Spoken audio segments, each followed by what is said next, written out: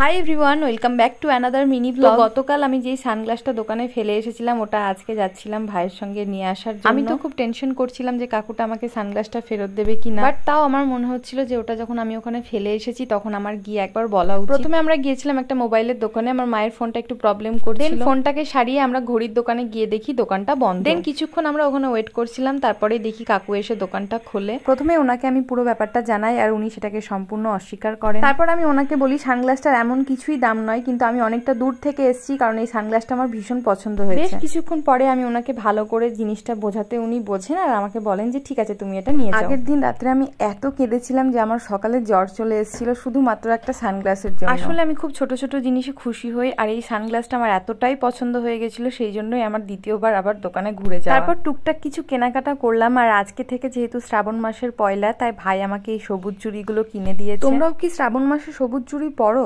কমেন্টে জানিও তো। দেখা হচ্ছে নেক্সট ভিডিওতে। বাই।